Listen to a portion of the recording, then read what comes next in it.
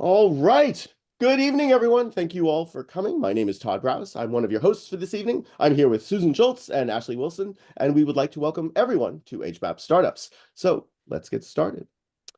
For those of you who are new to the Startups group, we have a few announcements at the beginning of each meeting. We'll do some short networking breakout rooms, and then we'll come back together for our main event. And first off is our mission. We're here to help foster and fortify an innovation and entrepreneur community coming out of the Harvard Business Analytics program.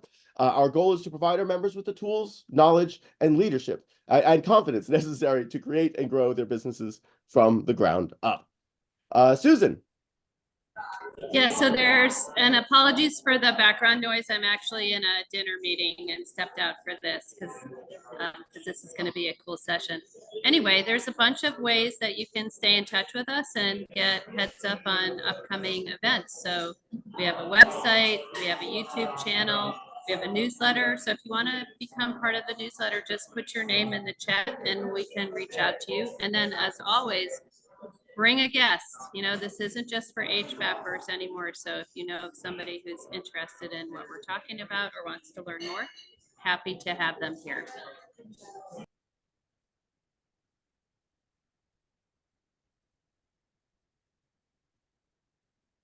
And in the spirit of creating this inclusive community where we can come and talk about ideas that we have or the journey that we've been on, or have really cool outside speakers like today talking about their journey and the cool stuff that they're doing. So we really want to create this inclusive environment of collaboration, confidentiality, and trust. And unless otherwise specified, all rights are reserved by the presenter. And just always with feedback, positive feedback works better for people than negative, so err on that side. And then of course, no personal recordings of these sessions. That is not keeping everything confidential. So that's not allowed in our sessions here. And as always, if you've got a concern about confidentiality or conflict of interest, just reach out to Todd, me, and Ashley, and we will help you figure it out.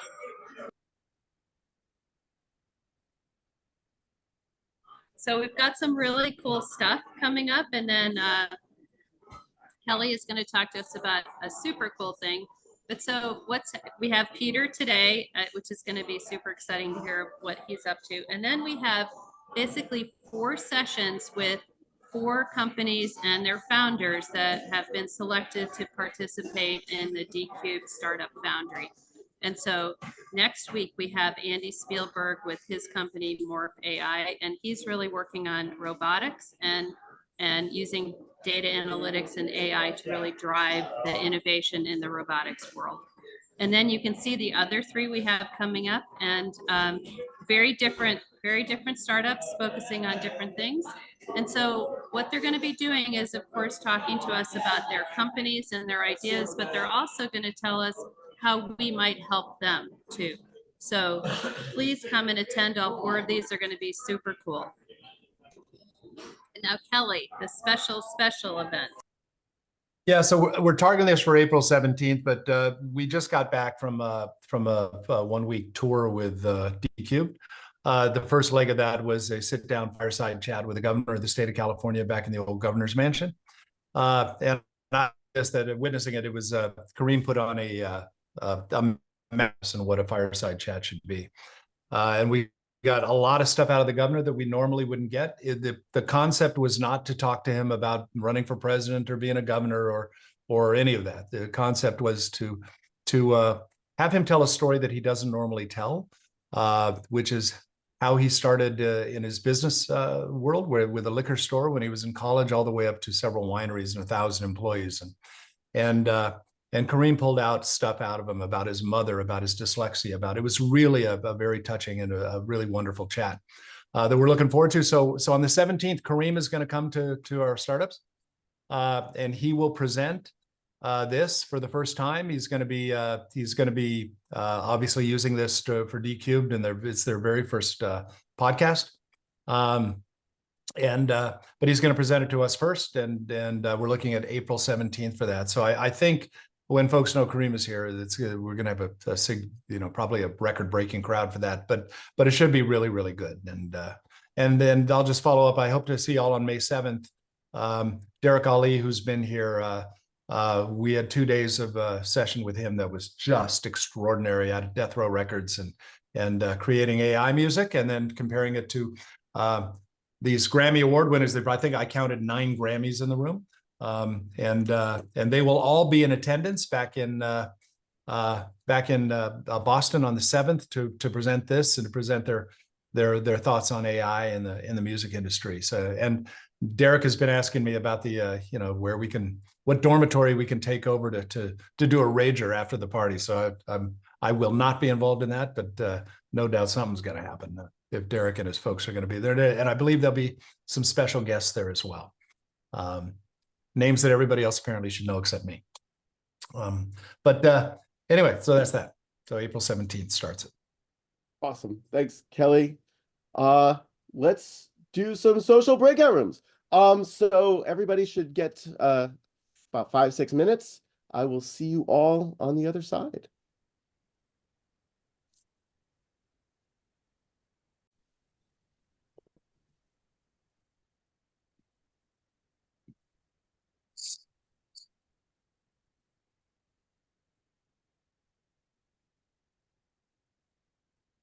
Oh, we need a few more seconds. Sorry about that.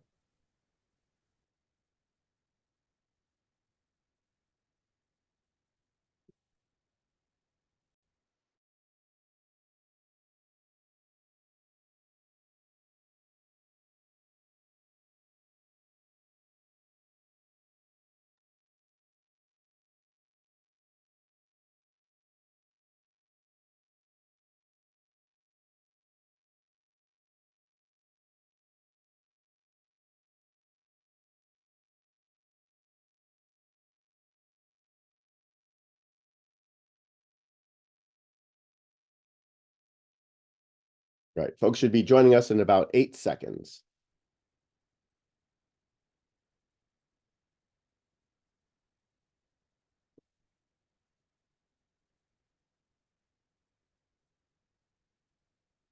And everyone should be coming back into the main lobby right about now.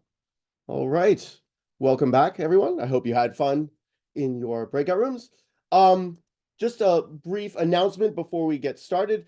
Please do stick around for some overtime. We will go into that after our presentation, and we would love for you to hang out.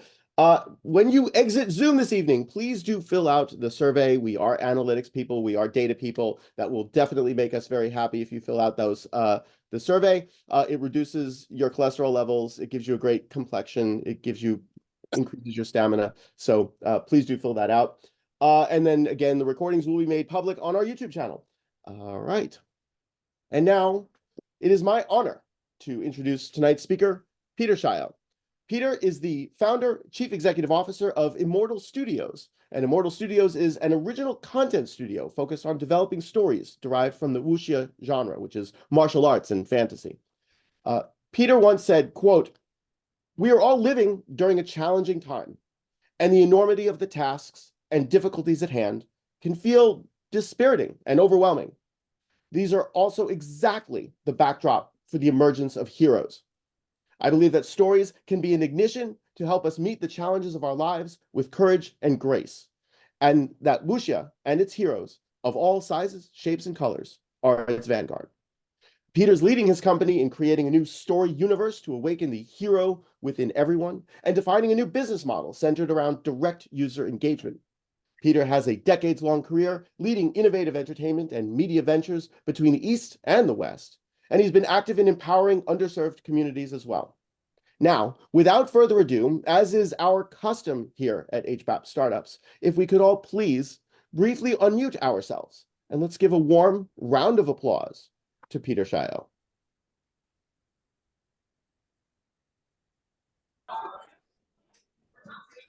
Sometimes the unmuting goes really loud, sometimes not so much. But Peter, let me stop my share. Thank you for joining us.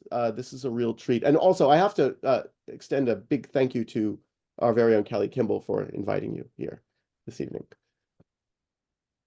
Thanks for having me. Thanks for that great intro. And to my martial brother, Kelly. I think of him as a Zen brother because I love the conversations we have and I appreciate the invitation to be part of this room. First, I want to address the obvious. As you look at my name, I'm called Peter Shiao, but Payhuan shows up. About 2.5 years ago, after coming back from a roots trip to China, where I was able to visit my grandfather's ancestral home, and I actually happened upon a family lineage book that came from a poem, and I always knew that my Chinese given name Peihuan is part of this unbroken lineage of names that came from my ancestors. I decided that I didn't want to retire this name Peihuan, and I wanted to use it, so I start to introduce myself as Peihuan. So that's why it shows up in my bio here and other places. It's also created some challenge, some confusion out there because there seems to be two persons out there. One is Peihuan, the other is Peter Shiao, doing seemingly similar things. So that's a little bit about my name. I think of entrepreneurship as an act of passion. Also, kind of it's the same way I think about entertainment and storytelling as an affliction. Somewhere in my development as a human, I became constitutionally incapable of not pursuing things that I'm passionate about and that interests me and that fascinates me. And a natural outgrowth is becoming an entrepreneur. But starting a business and being a business person is not something that runs big in my family. What my family businesses have been warriorhood. My grandfather was a card-carrying member of the Chinese defense during the Second World War. So he was a general. His job was to protect his motherland and motivate his armies and soldiers and to do the same. My father was a storyteller. He became a very well-known and accomplished creator in the genre known as martial arts and fantasy.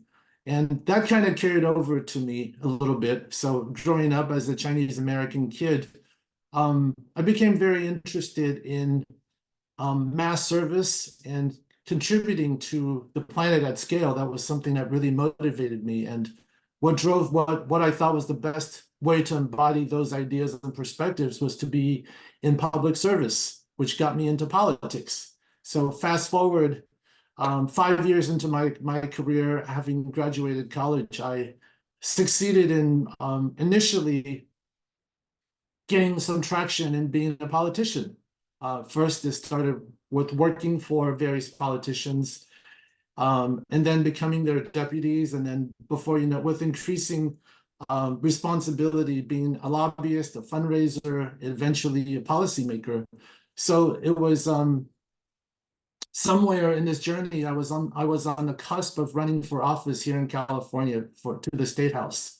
I was well positioned. I was ready to take the big plunge, and this idea kept coming back. It was actually a realization. It was a realization as I got closer and closer into this nexus of power that I started to feel more disempowered. And part of that was I came to a conclusion that behaviors, like the laws and the political process, or even marketing or business behaviors about driving a certain external outcome. But external outcomes only are available after some internal decision. There's a thought process, there's an emotion, there's awareness, or there's consciousness. In that, what prevented activity on the outside, whether it's doing something good, doing something productive, it actually came from an inner decision place. In that our politics, in my view at the time, was becoming more polarized and dead, is because those kind of inner questions and thoughts and ideas were seldom addressed publicly.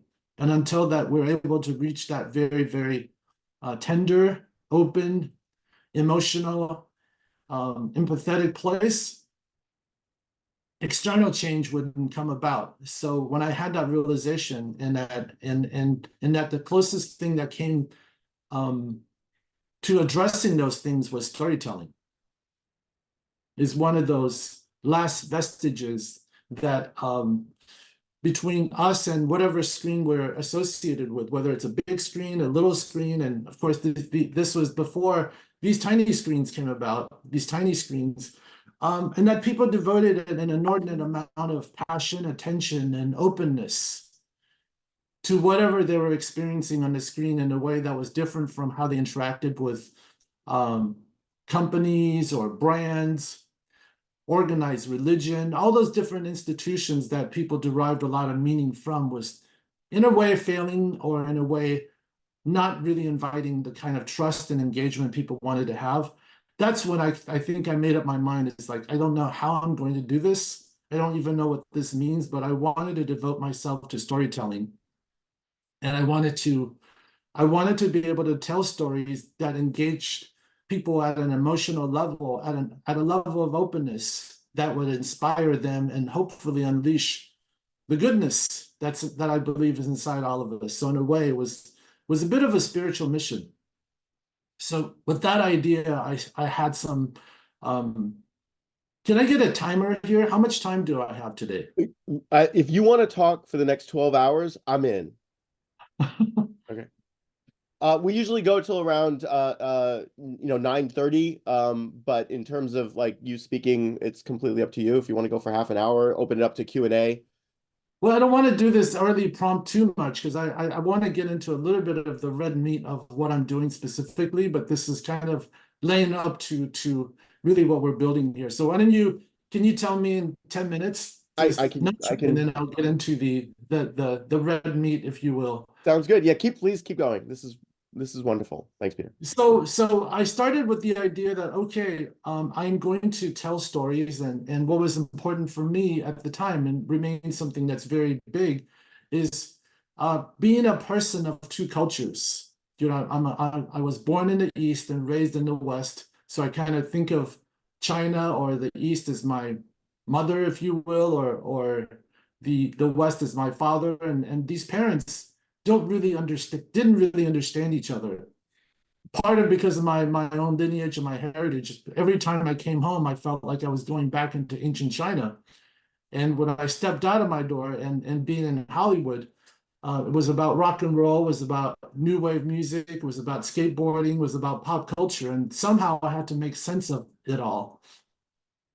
But I was very present to my Chinese heritage as well as my American heritage. And I wanted them to coexist in a world that, first of all, would complete me. And I felt unleashed a lot of this hidden availability that is accessible to the world, but not really front of mind for most people who aren't in those lanes together. So I wanted to tell cross-border stories. I wanted to portray humanity in a way that was inclusive and representative and deep. So I created a bunch of stories that came organically.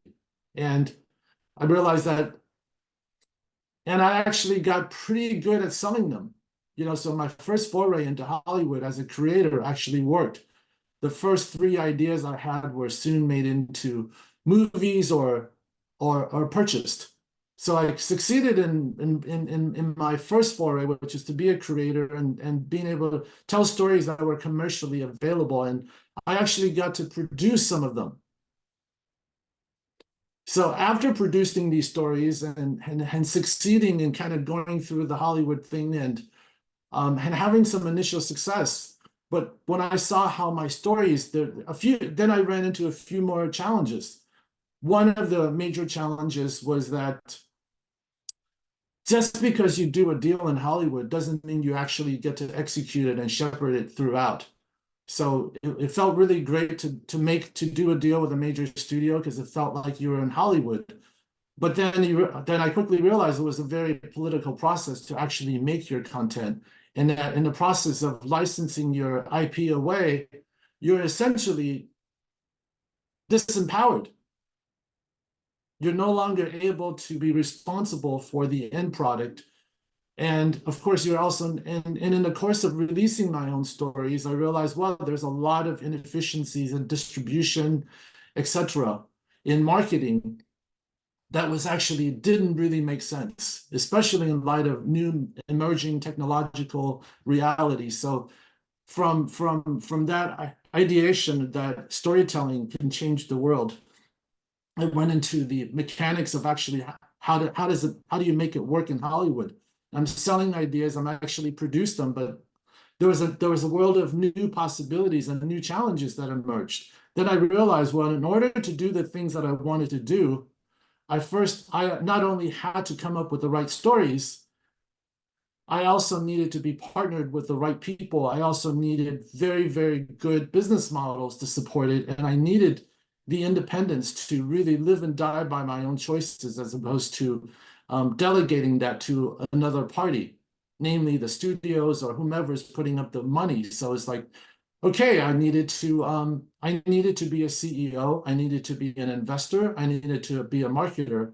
So thus began another journey where, in addition to running my own production company, I quickly soon got into financing that rolled into running private equity funds that involved that also led me to become a technology entrepreneur, because the Hollywood model of distributing, development, and marketing and engagement is still very much stuck in the 20th century. So I had to get into technology, and then which required huge amounts of learning, and so I was able to capture that through a number of different companies, and until something even deeper happened to me at the I would say kind of the prime of my entrepreneurial life. I had succeeded somewhat. I was not yet 30 years old. I had produced several movies already. I had been welcomed into the Hollywood ecosystem.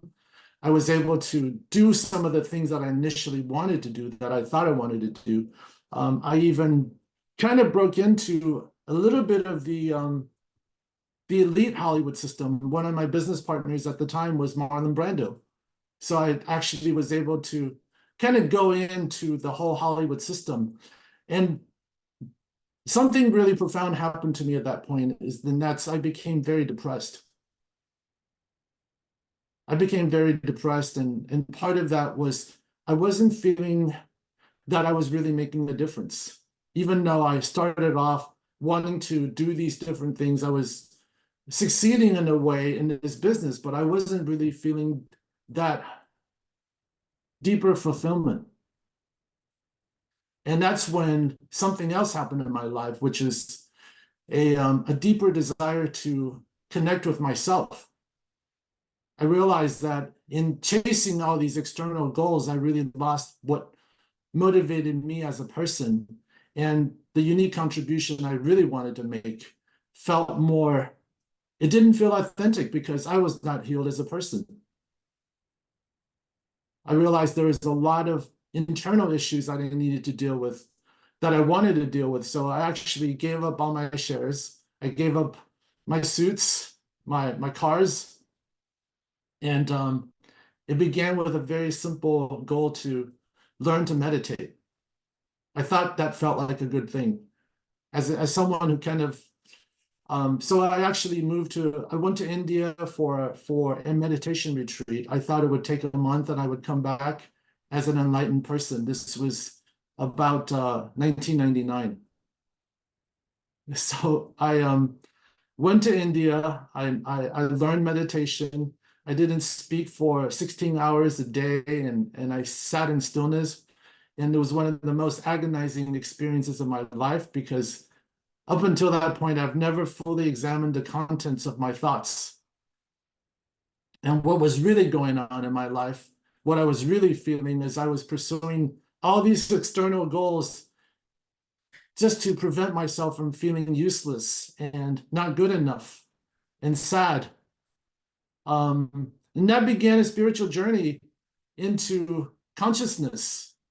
And what I thought would take place in a week's time turned into a passion. So for those of you who love martial arts and the Kung Fu journeys, I know Kelly does. I actually became a little bit of like the Kwai Chang Caine character in Kung Fu, where I literally walked the earth.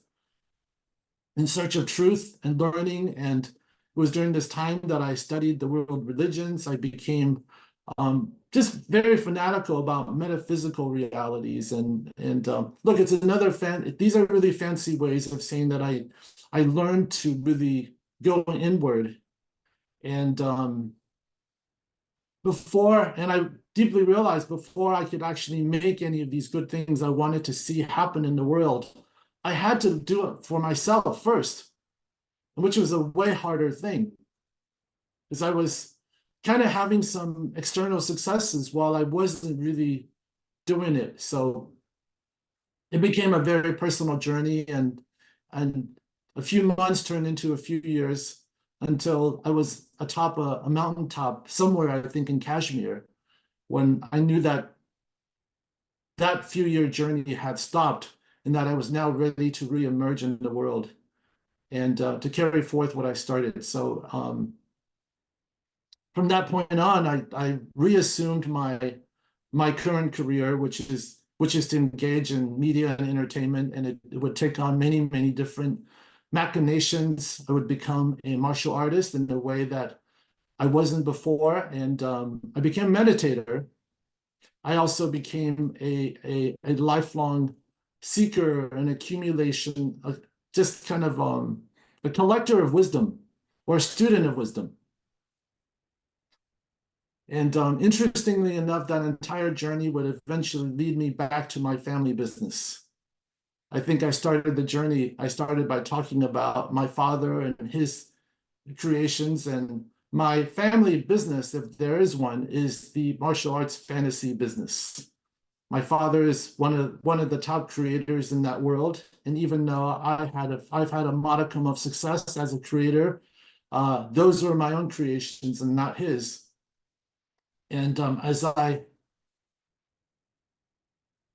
reading that for so many entrepreneurial journeys is a spiritual journey. So yes, absolutely. So my spiritual journey led me back to go into my family business. That's the 10-year business. So I'm going to now share a little bit of the deck of what we're doing at an Immortal that is kind of a culmination of this lifelong journey of storytelling, of innovation, of manifestation, and also making a difference in the world.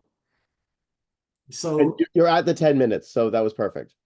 Perfect. So I'm going to share my screen now and talk a little bit about specifically how Immortal has been shaped and formed, and I just kind of shared the personal journey that led me to this point to take it seriously, and what we're building that is an extension of that original desire to transform the world through sharing stories.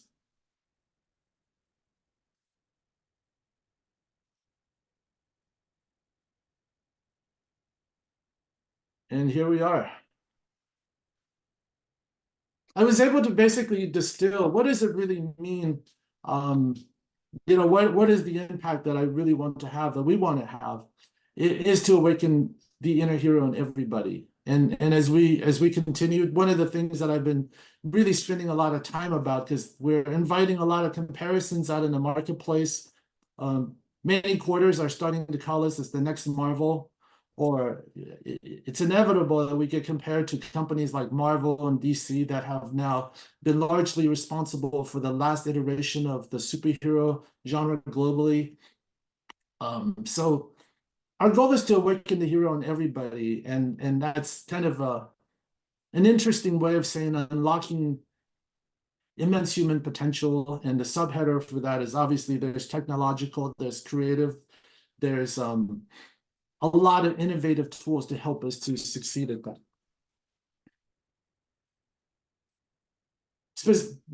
What we are is that we are a next generation multi-platform entertainment studio. Our primary products are in comic books, movies, and games. We are focused singularly on this timeless genre known as Wuxia, that is the precursor to Star Wars, the precursor to even the DC and Marvel universes. This is the Force in Star Wars. This is also what drove The Matrix and Crouching Tiger, Hidden Dragon, The Last Airbender, Avatar. In fact, this genre for people who are 30 and under is actually the preferred genre for most Gen Y and Zers. We're starting with a vast IP library. I'm going to get into that a little bit more.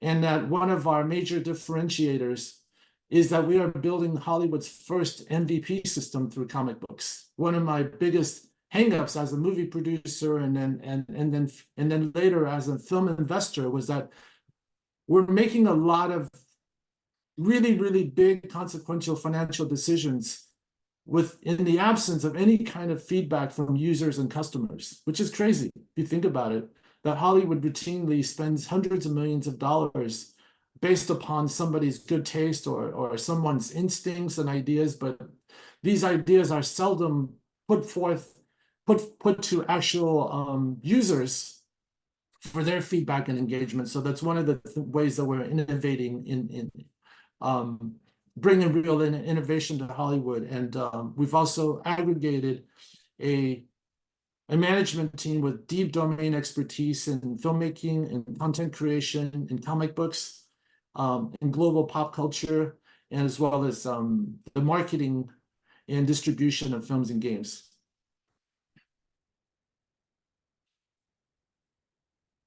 I get asked this a lot because one of the things that you have to get comfortable with, both on the content side and the startup side, is obviously asking for a lot of money. So, and as our investor stack now includes many institutional investors that are with a technology background, they want to know what are you fixing? What's broken?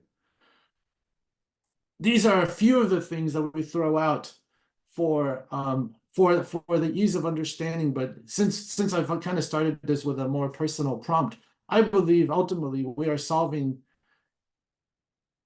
a major crisis in global consciousness. That people are feeling more disempowered, more depressed, more hopeless, more nihilistic. And you see those trends very much alive with the young people, that they're as the world is becoming more confused and scary and stressed, that there isn't really a way to help people in a way that they need to be helped. So I think of us as an entertainment studio that is seeking to address a global audience is really one of consciousness. But having said that, these four subheaders, it's probably, we had to come up with these four things that perhaps the first challenge is not something that will invite understanding from anyways, I'm not going to limit myself. I'll leave that comment open right now. So one of the things that we're looking at, the subheaders of what we're leaning into, is this idea of superhero fatigue. After dominating global pop culture for the past few decades, people are just detaching themselves from Spider-Mans and the X-Men's, the leotarded superheroes that have defined, I would say, the last 50 years of global pop culture. Personally, to me, I think it's a question of relevance. And it's also a question of empowerment. Like, what are these superheroes actually teaching people? What are the basic ideas that they're sharing? Yes, there's an innate desire for heroism, but how are these heroes meeting our current needs right now? They're not doing it. So there is a huge vacuum for heroic and empowering storytelling that is always at the top of global pop culture that is missing right now. And I appreciate what you said earlier about this group is about representation, about inclusion, and that especially in the world of media, if you looked at the things that are happening on screens, you wouldn't know that the world is composed that is 60% Asian.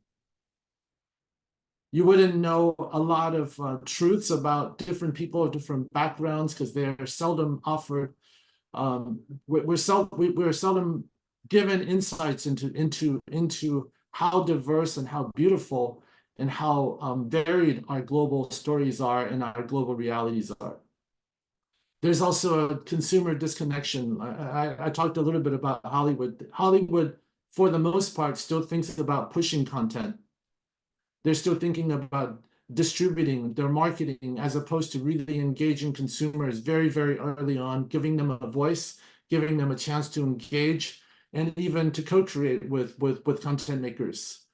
And last but not least, Marvel spends on average about $200 to $300 million on a piece of their content. It does not measure up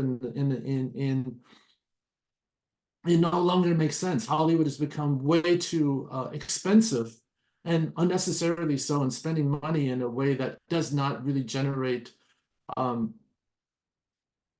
proper returns. So it's kind of mitigating the inherent risk of Hollywood, and by doing these kind of things, I mentioned earlier that we're actually creating a multifaceted entertainment studio that fixes many things together. But I think the headline here is just that the world is going way faster than Hollywood is able to evolve. So therefore, this kind of change needs to happen from the outside rather from the inside. So this is kind of the Immortal version of what we're doing. We're focusing on the wuxia genre as the new engine, new inclusive, empowering engine that particularly young people are looking toward, that is diverse, that is ultimately empowering, and how this part connects me to my decision to go into this to begin with, is that the amazing thing about wuxia as a genre is that it's always been about individual empowerment, and that the empowerment that's really built into the ethos and the characters is actually born out of the human psyche. It has been worked and reworked over thousands of years because it does address the human condition, and that whether it's your mind or your body or your spirit, these are codified ways that have worked consistently throughout the ages. So we're not talking about radioactive spiders. We're not talking about energies from outside of ourselves. We're not talking about a hypothetical. We're talking about things that have really, really worked and been tested, and that this body of knowledge and the characters and the stories actually have that kind of nutrition. So I really love this Chinese saying. They describe content as spiritual food. So there's a recognition that what we consume with our eyes and ears actually become part of us. So if you're ingesting a lot of McDonald's or fast foods, and which is what I consider most content to come out of Hollywood to be, fast food, you'll get a big hit. You'll get a big hit of maybe dopamine or something, or it's helping you distract you from the things that you really want to feel or want to think about. It's giving you a certain jolt of your senses, and it leaves you with nothing. So that's why I think wuxia as a proposition is incredibly exciting and compelling. With it comes a new heroic idea that where everybody's the one. We're no longer thinking about heroic archetypes that looks and acts one way, or everybody's involved in saving the world while they're forgetting to, oftentimes show up in little heroic ways. That's probably more needed. And that if everybody did that, the world would be a very, very different place. In the process of, and we believe that there's also an opportunity to engage fans directly who can then help us workshop these characters and stories way before the content comes out in a representative way. And I talked a little bit about the comics as MVP, which is we've already proven to work. And as the presentation continues, I'll be able to share a little bit about our journey about developing prototyping while we're monetizing our fans directly. as we go into the artificial intelligence of it all, and by the way, these were you're reading a deck that was kind of our pre-seed round. So we start to build what we the architecture of Immortal to address all of these things. We've been able to cover many of these things with our executions over the past 3.5, 4 years. We're now looking at, which is something that I'm in the middle of building right now, is how what we've been able to build in our ethos and our community and our IP makes us the perfect platform on which to prove at scale the using artificial intelligence, the creation of premium content at scale. So this has now become the new the thesis that sits on top of it. Now that a lot of work and design has gone into building out a model that addresses these current pain points in Hollywood. We talked a little bit about the wuxia genre and its influence, and importantly, I want to just I think I've talked about the spiritual food of it all, the wisdom, the inherent wisdom and becoming of it. And to the right, we're seeing some really, really great successes in real time. Everything, everywhere, all at once. Those of you who are big Avatar fans, we know that the live action version of Avatar: The Last Airbender is dropping this week. We know that Shang-Chi became the biggest surprise hit out of the whole Marvel universe. John Wick is actually a wuxia title as well. What the world doesn't have is an authentic version of wuxia that is really true to its transformational roots and consistent with how consumers like to experience their content in a transmedia sense. So there is not yet an interconnected world that would bring together all the various influences that's ever existed in the genre. And that's one of our creative takeaways, that we've actually been able to build a creative universe that's inclusive of all of those things while maintaining the integrity of the wisdom cultures that I referenced earlier. This is one of those necessary evil Tam song slides. I would just say that ultimately, from a business level, we are in the IP business. In that, and the thesis and the belief is that if we figured out a way to mint and publish IP and make it IP in concert with fans that matter, we'll be able to access many very unique addressable markets. The markets that we're currently looking at are video games, comic books, and films and TV. So those three, but by addressing those three, we believe that ultimately we'll be able to get into many other spaces. And this is just one of the things that makes us very, very unique. The fact that we started with my father's entire legacy of 60+ original stories. You're kind of seeing me at work in my office to the right-hand side. The titles to the left are what my father left me as his legacy. So in a lifetime of writing 61 novels, that's already spawned 31 movies and TV shows, and knowing that I started to see a vision for where the genre was, and really, frankly, becoming a practitioner of it. At a certain point, I decided I was going to live like these legendary characters that I read about.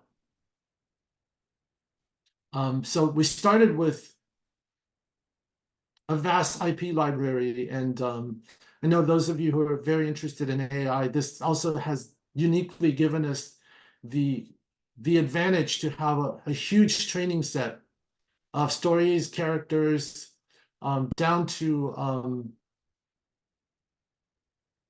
martial techniques and secrets, from immortal training to Shaolin sword form to the Heart Sutra, to all kinds of Eastern canon metaphysical health related content, so that we've actually put a huge ring fence around this entire body of literature filtered through our characters and our stories. And we are in the process of training our own immortal cave that is going to be deeply proprietary, coupled with our modern overlay of our stories. It's basically it's a massive undertaking that's going to help us to create ideas at scale, not in concert with unselected or random kind of data sets, but our own data set, our proprietary IP, our chosen ancient texts and beliefs and metaphysical reality, so that what we're coming up with is highly individualized. And this is kind of a rough example of our business model, where we're developing stories. I'm also a creator now, so I've kind of created the titles you see on to the left are the 4 pillars of the Immortal Storyverse. We talked about the Wuxia genre being an incredibly inclusive genre that goes from physical action of what you would find Bruce Lee do to a Crouching Tiger, Hidden Dragon type of style, where things are becoming a lot more metaphysical, if you will, or energetic or surreal. From there, you go into the world of the immortals. This is where the Taoist immortals would live. This is also where the subgenres that are dominating global MMOs and digital games are based. These are the very fantastical worlds, all the way to the world of the arhats. So we're now melding the Taoist perspectives and the Buddhist perspectives that have always been the bedrocks of Wuxia.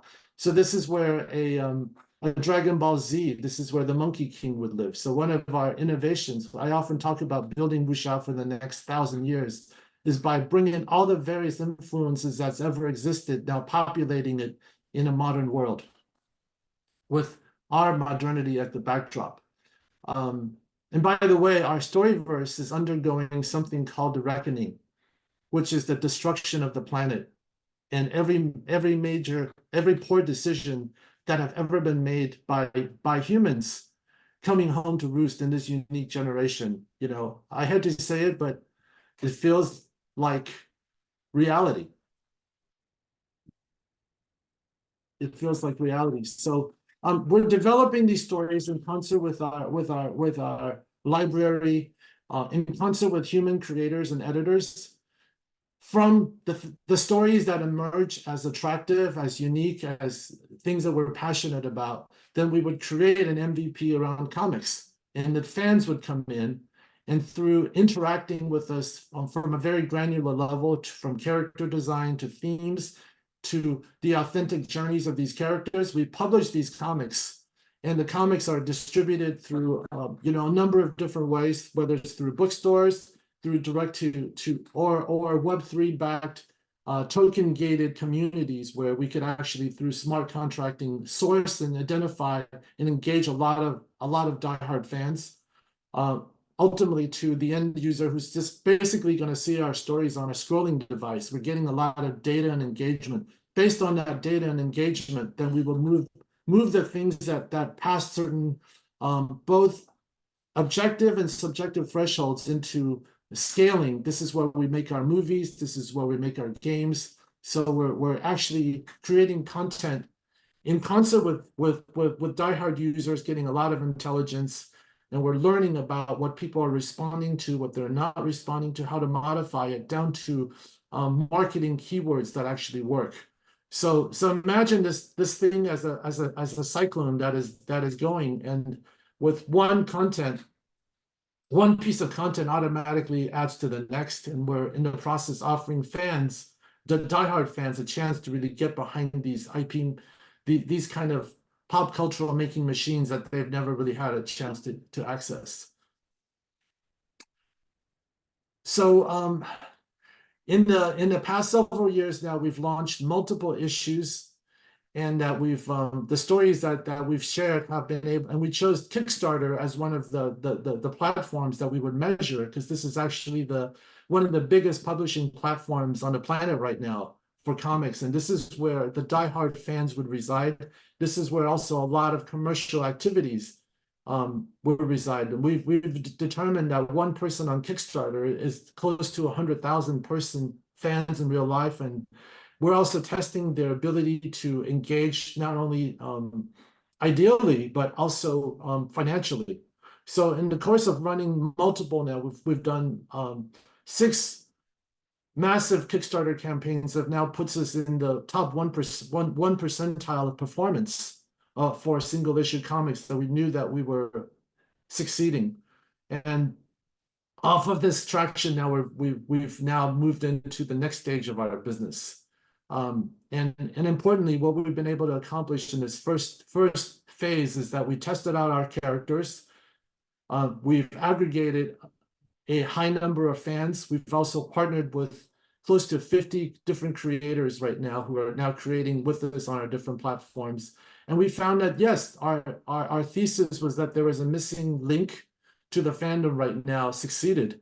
And that what was a little surprising for me, because one of the things that I also wanted to do was to be very authentic to our subject matter and representation, that we actually in the process attracted an audience that was 65% non-Asian.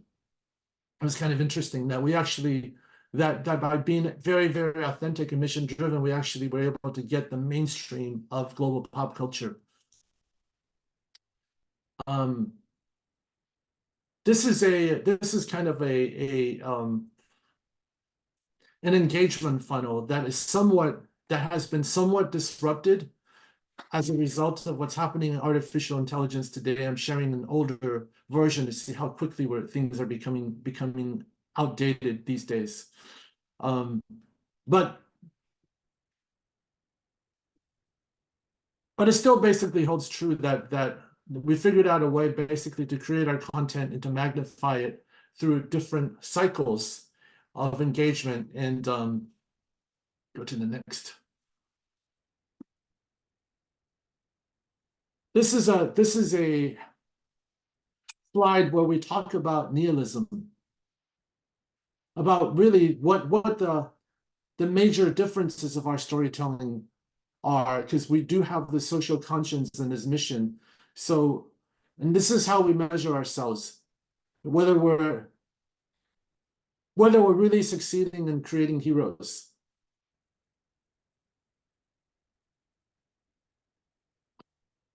I already talked a little bit about what's really big for us, which is to not think of superpowers as outside of ourselves, but superpowers as something that's intrinsic to us. So we spend a lot of time absorbing the best ideas of empowerment and how can these ideas and realities and practices live through our characters. We spend a whole lot of time thinking about archetypes.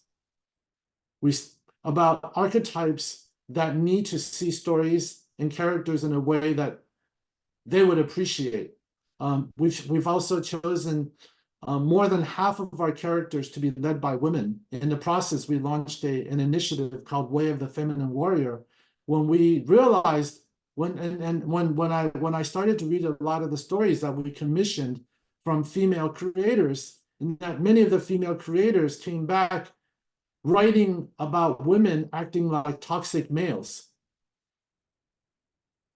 So that we, in the process of doing that, we unlocked a new a new opening, which is to champion a different kind of gender empowerment. So archetypes. We also began to look at different ways of drawing different ethnicities. How can we lean into the faces and colors and features so that we're offering aesthetic differences and diversity. So having completed the first part that addresses Chinese Americans in the API, this year we're launching our first Black hero, our first European women. We're launching our Latino heroes. We're also launching our first couple of white major characters in our storyverse. So this is still an evolving thing. There's actually a lot of heft here. We've even included things like mental health specialists, where all of our stories and the characters go through a very sophisticated perspective on what's really going to make a difference. I've spent some time at the MIT Media Lab really studying neuroscience, and there's a lot of really, really compelling evidence coming out in the interplay of lights, vibrations, and sounds, and their direct relationship to emotions. And of course, what kinds of energies, what kinds of media would stimulate, would help guide us from our usual beta state of being into alpha or even theta, where miracles, where forgiveness, where love happens. So there's a rich palette of new tools available to really create content that would be very, very transformational in every sense of the word. And this is something that we are actively developing in-house. That's part of the Immortal Story Lab.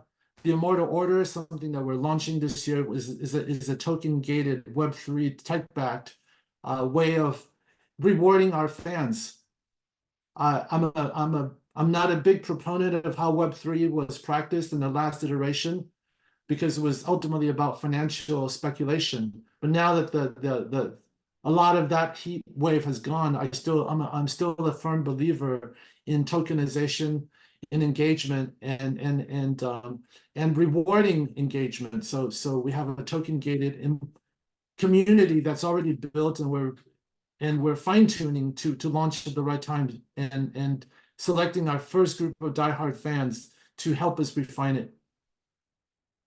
The Immortal Cinematic Storyverse is our answer to the Marvel Cinematic Universe. We are at work on our first major movie right now as we speak. Kelly, when we talked a little bit earlier about things going faster, one of the things that have transpired pretty organically is that we've gotten a lot of IP offers, including from major studios. I've turned them down because of things I've already shared earlier. But we are now developing our own series of movie franchises, beginning with Assassin G. That's going to be our first film. We're working on our first game right now. We don't expect that to start until 2025 because we have many things in the works. This is a bit of our team. I started by talking about the great talents we have. I shared my background already. Importantly, Bob Harris, who's the only human who's been editor-in-chief of both Marvel and DC, is the head of our editorial division. Tom Jagayas, who's the head of Fox Global, both for marketing, distribution, and production. So we have some really, really deep vertical expertise in how movies are done. Henk Meltz, who is the head of publishing for DC, is overseeing our publishing efforts. Thomas Vu, who's both an investor and helping us in the game side, is the executive producer for Riot Games and League of Legends. Jeff Gomez is one of the foremost transmedia experts in really talking about how storytelling migrates from one platform to the other. I think there's some huge synergies in how movies and games and social media and comic books play together. And our world building certainly lends itself to that, so that it's how can we string these different media together. This is just a small portion of our management team.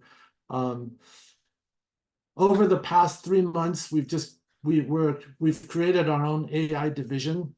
So we're about to announce the entire our artificial intelligence lineup, which is hugely exciting. I'm not gonna get ahead of our announcement, but I'm really excited by the arrival of some true geniuses in this world, in this field, who are now helping us take everything we do to the next level.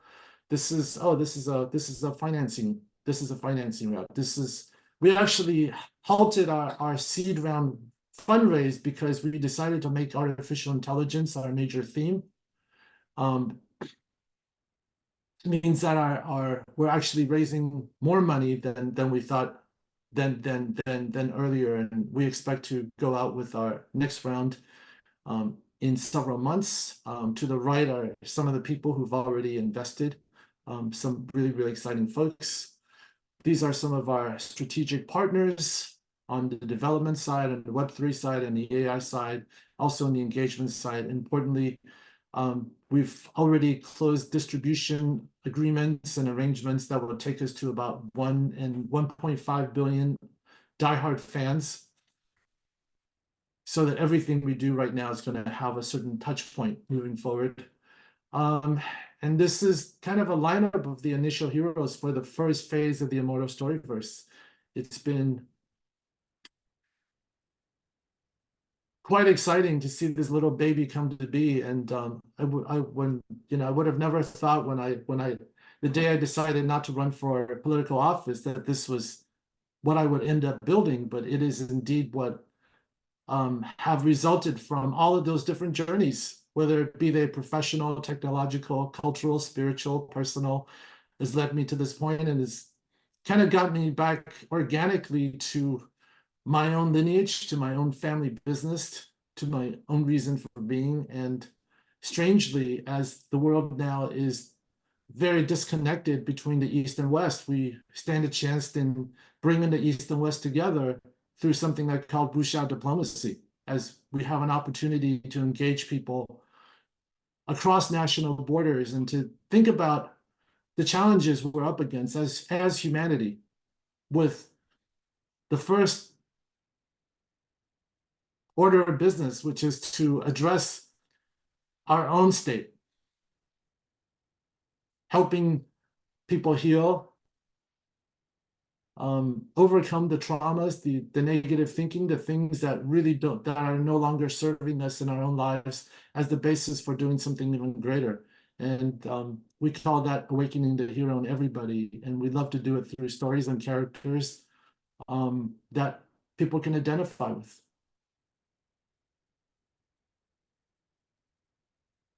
So that's kind of I'll just leave it there, and I'm happy to answer any questions or thoughts or complaints. Complaints. No complaints. This is really special. Awakening the hero. Thank you. I and for me, it's all about story. I've got tons of questions that I would love to ask you about about the artificial intelligence and you work in a content creation industry, and my students are also in that area. But I see that Kelly's got his hand up, so I'm just going to defer my own questions to Kelly Kimball. Well, I was hoping, it's like ordering a meal. I was hoping you would do it first so I can remember what my question was. Oh, well, okay. I'm kidding. I know what my question is. Look, Peter, what I love about the conversations we have is they get very spiritual, and I know that you're very close to the Shaolin order. And you've done a lot of work. No, you muted yourself, Kelly. Sorry about that. And you do work with the Shaolin priests that have come over to the United States. And I'm curious because the entrepreneurial journey sometimes is pretty rough. It's extraordinarily sometimes it's not even very ethical for a lot of people, and people do things they wouldn't normally do just to simply survive this journey. So I'm curious as to how the spiritual part of that you talk about so much. Are there times when you literally had to rely upon that to get you through some of the toughness of being an entrepreneur? And is there times where it's been a conflict and you've had to make choices? How did you deal with those? Absolutely. All of the above. There's a few questions there. And I would say, like, one of the miracles of my journey as an entrepreneur, because I would have never thought these things would happen.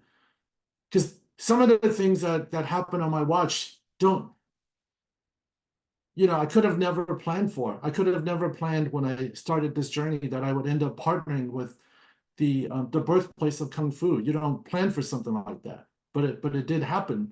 That I've enjoyed a now 2-decade relationship with the birthplace of Kung Fu, in that we managed to build many things together, from movies to games to live exhibits. And in the process, I became a practitioner of Kung Fu as originally taught by Bodhidharma. So that has been enormously beneficial, because I've been able to go inside to the myth of it and to really have it land not just in my mind but in my body.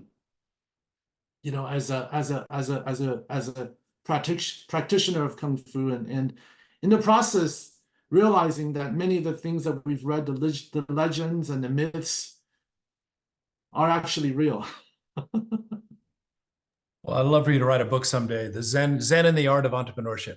But in terms of the other things, like for me, my first priority in life is one a spirit, and I don't think of it as religious at all, because I think that what began my journey was an extension of my spirit, and I'm spending a lot of time working and studying, working with the lineage holder of the Bruce Lee legacy, Shannon Lee. We were just comparing notes on Monday night. We both had a very similar experience, that the real message of Kung Fu is one of radical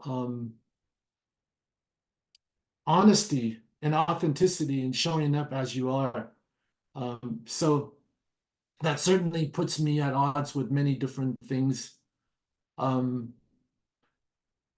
frankly, it's actually makes it a little bit easier. I just wouldn't contemplate certain things that would detract me from that goal. And as I'm really not driven by any kind of external measurements of success, especially the lure of money right now, it's not a huge motivating factor, but I do need it to keep track and keep scores. And I think we shared a little bit earlier about the latest developments, which is 20 years into this journey, I no longer pay a whole lot of attention to outside effects. I'm just mostly focused on me being the cause. So I just constantly pour that kind of attention back into myself so that I can continue to be the cause and the magnet for the things that I want to happen. And then with it, just kind of this enormous trust and faith. And so I no longer look at external elements as, I no longer need that kind of validation. Well, I think I mentioned I might have been muted, but I'm looking forward to the book, The Zen and the Art of Entrepreneurship.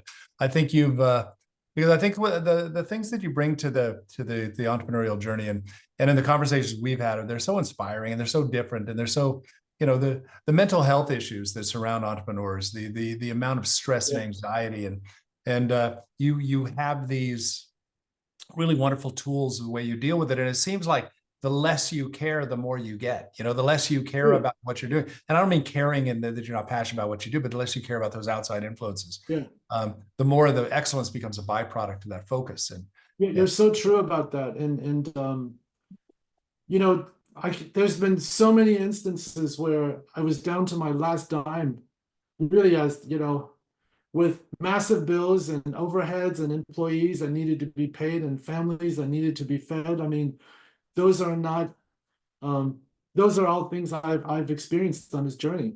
And each time, somehow, some way, I find that if I don't surrender, if I don't give up, if I continue to believe and grow, they all pass somehow. It's true, and so I think we are.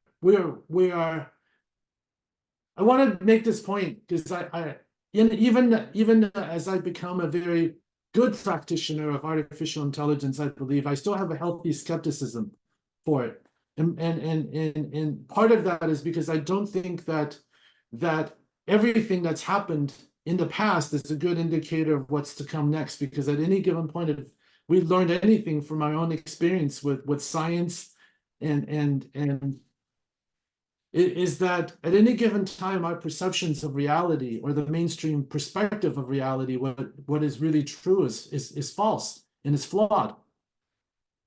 So if we're going to base future activities on data sets that kind of reflect things that aren't necessarily true, that's not a very good recipe for taking this forward. And so I think there are some massive oversights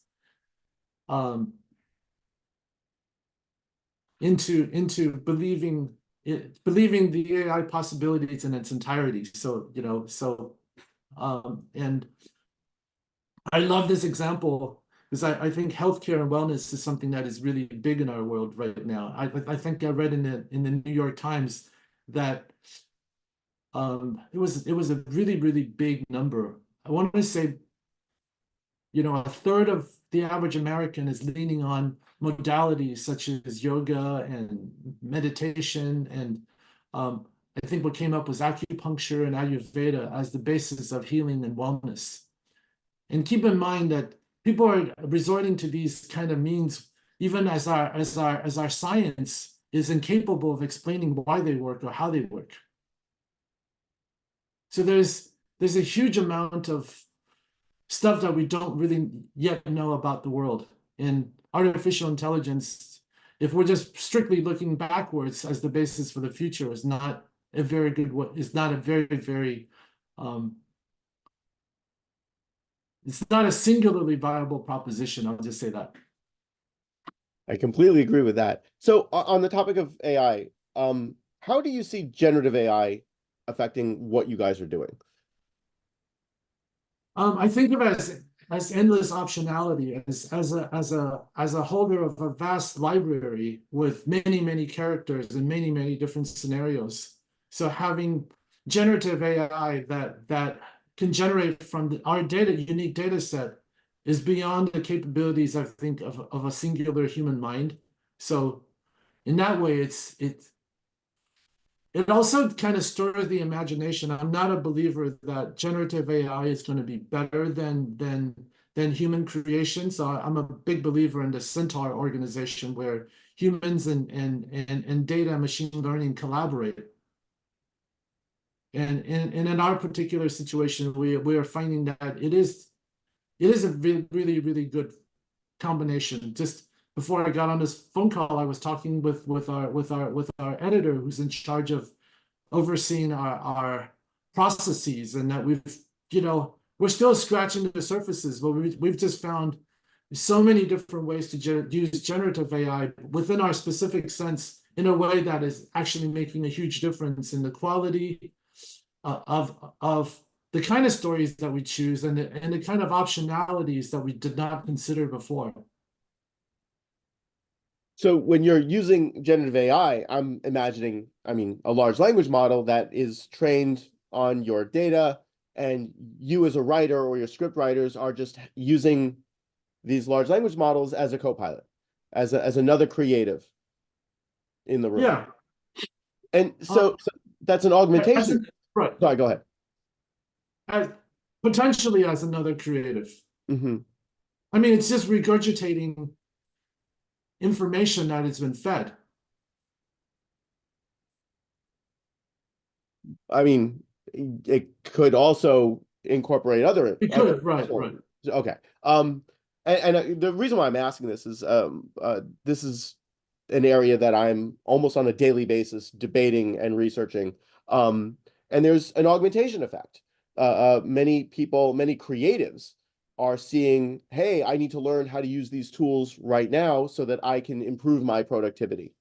The concern and the fear is that this is, for some people, leading to a replacement effect. If you are a copywriter, or I should say were a copywriter, that job is gone effectively. Copywriting teams have been decimated from 10 people to like one person. So so that it's beautiful in one sense that you can increase the quantity and the quality of the work that you're doing, but then are you not concerned, on the other hand, that this could ultimately replace the content that you're creating? That is a real concern and real fear, and there are no real easy answers. I do believe that people are going to be displaced, and they are being displaced, and we heard that sound loud and clear last Thursday. Sora, you're talking about Sora. Sora, exactly. So yes, there will be many displacements, but I don't think that the creative engine of the creator can never really be replaced. It's a great time. I'm going to repeat that to my students. They're going to be very happy to hear you say that. So, but if you're a functionary or you are a member of many of bigger teams, that is I don't think there's any way of sugarcoating it. The disruption is really here. And unfortunately, it's not what one or two companies can do or police on our own. Right. You know, that's the unfortunate truth. Yeah, there's a lot of folks are feeling scared and uncomfortable. The only advice that I really have to bookend that is the opportunities are also massive. It means that Yes. if people think with an entrepreneurial mindset and start to look at the problems in the world and how we can solve them using AI, all of a sudden we Yeah. get to start to fix the problems that humanity has. And one of the things that I'm really loving what you're talking about is how we're awakening the hero Yeah. within us. And Yeah. because the world needs the heroes. Like Yeah. there's so many problems that we can start to solve. And then to inspire people with your Yeah. content, I think is the right way to It's do the it. mindset, right? Ultimately, the mindset, I think, determines a lot. And if people can begin to wrap their mindsets about not resisting it, and then just accept that it's here and see how, you know, how that as a reality can benefit you, or how you can, you know, be part of it or use it to better and improve yourself and the world, the better we're off. But clearly the government also has a huge role in that. Well, I mean, the regulation from governments on average lag the technology. Yeah, I think it's inevitable that universal basic income of some sort will need to be brought up because the displacement is going to be real, and that used to be that you could, you know, you leave whatever industry you're going to in and you're going to go become a coder, but that's clearly also not an option any longer. That's absolutely not an option. Yeah, and I agree with this universal basic income. I do believe that we're looking at a post-labor economy globally, meaning labor as we do it is just going to go away. And these, It's really tough. We have a lot of these discussions that I have to constantly stop in my own team, because we start to spend a whole lot of time just hypothesizing about the future rather than creating it. to create it. Yes, that's it. All right, I've spoken enough. Victor, you've got a question. If anybody else has any questions, please raise your hand. Yes, thank you. I just wanted to thank you for sharing your story with us tonight. I have really two observations. The first one is we've all gone to this particular program and learned how to disrupt an industry from below, right?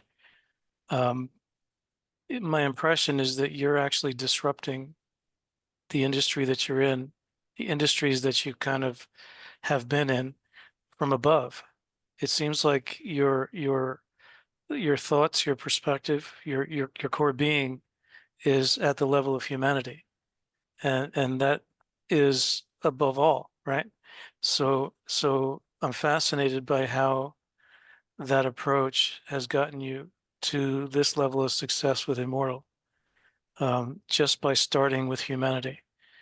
And my second observation is on that theme. I have a sense that from everything that you are as a human being, all of your studies and your travels and your search for knowledge, your inheritance from your upbringing, your experiences with Immortal.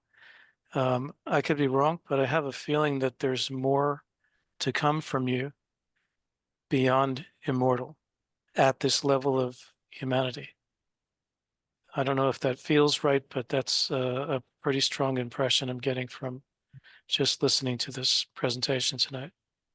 So it's thank you for being vulnerable and sharing all that with us, and it's a pleasure to meet you. Nice to meet you too. Well, look, I'll leave the future and let it be, because sometimes, you know, I signed an unconditional relationship check with, so I'm willing to show up however I feel called to. And by the way, I'm getting so much right now from being a caretaker to my mother, who's just starting to suffer from dementia. So I really relish the little things right now. Not the little things. Actually, size doesn't really matter anymore.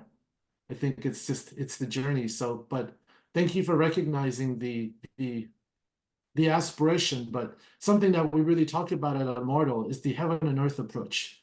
So it's not top down or bottom up, it's both. So I think we have taken a very top down approach in Immortal, whether it's, you know, being aligned with the top creators, the top storytellers, the leaders in our industry, the means of production, the budgets, etc., the things that we're playing in, to show that we are part of the ecosystem, but then really empowering the individual users and the fans, and at a very granular level, and then synchronizing them together. So that's very much a personal philosophy of achieving that kind of balance as opposed to either or. So, you know, that kind of yeah, the heaven and earth approach is something that I really, really believe in. Thank you for sharing that. Garrett. Garrett. So I have a question regarding kind of more of the operational piece of it, or maybe from the beginning of whenever you started this. So you had these stories that you've written. I'm assuming maybe you had a couple of them already by the time you were ready to go to market with them. I don't know, but how did you figure out and determine how you got those to your fans?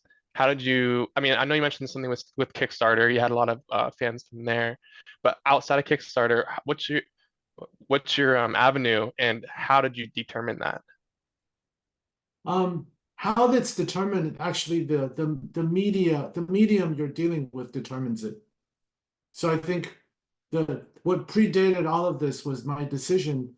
You know, keep in mind I was running a film studio. I was primarily in electronic entertainment up until about 5 years ago. So I was in movies, I was in television, I was in interactive products. Although I liked comic books, I never contemplated going into the comic book industries. But when I decided that I was going to build an MVP, and that I needed a format that was going to be inexpensive, very, very fast, and able to sustain iteration and some level of monetization. You know, that's when I dove into comic books, because it took way too long, it was way too expensive, it was way too inefficient.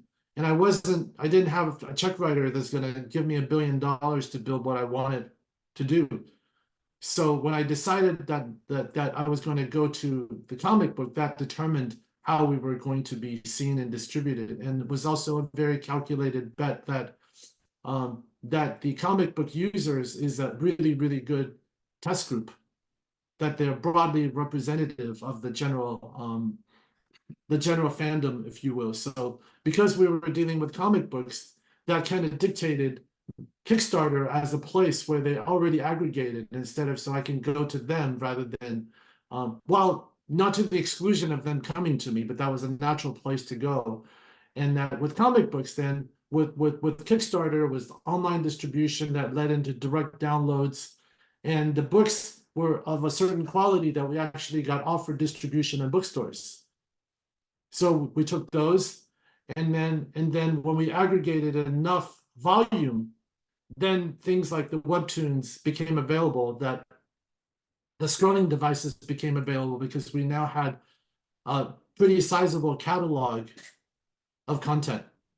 So that's kind of how that part evolved, and part of it was by design, and part of it was just really, frankly, we had to figure it out. I see. Okay, that makes sense. Yeah. Okay. By the And way, it then- was really informative to hear everything that you're saying Yeah. from the beginning. And now we're starting the new journey, which is like, well, we have this comic books, we have these characters, we have the stories. Now we're experimenting with now distributing our content through TikTok as the new line of defense, to get younger, to get a different kind of demographic that we've not seen come through comic book stores and those traditional ways.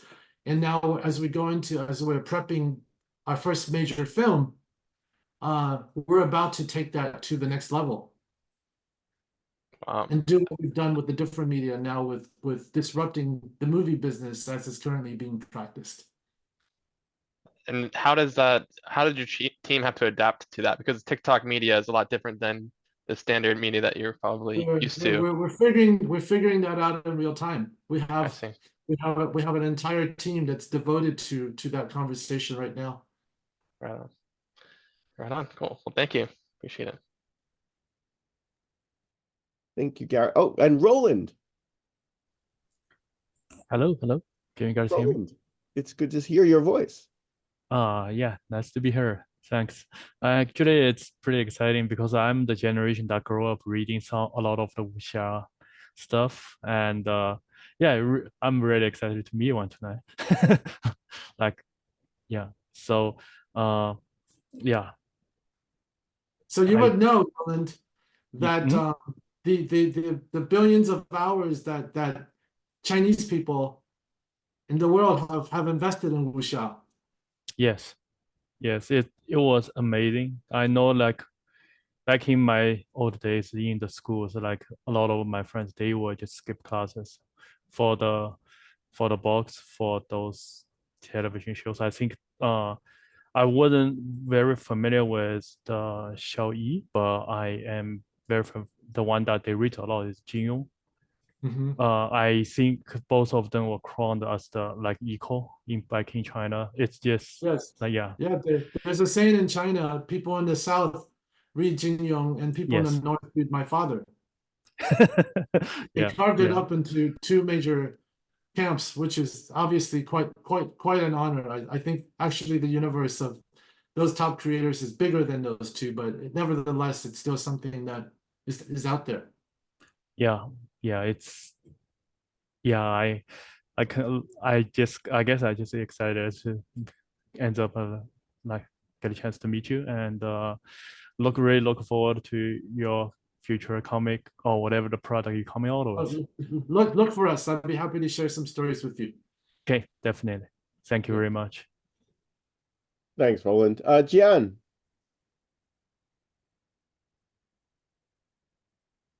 Oh, hi.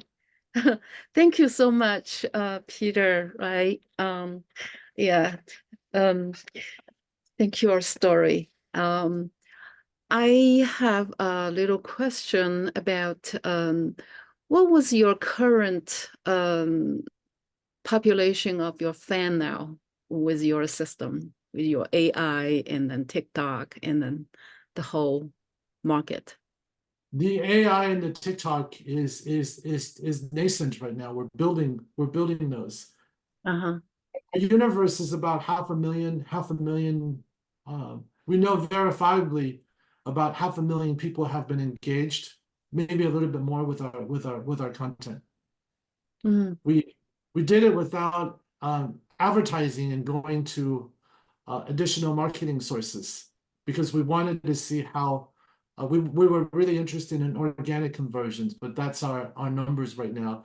The people who actually pay for our content is smaller than that 500,000 universe, but now we're on the verge of taking it to scale now. So, I'd be happy to have this conversation with you a year from now. And I think Wow.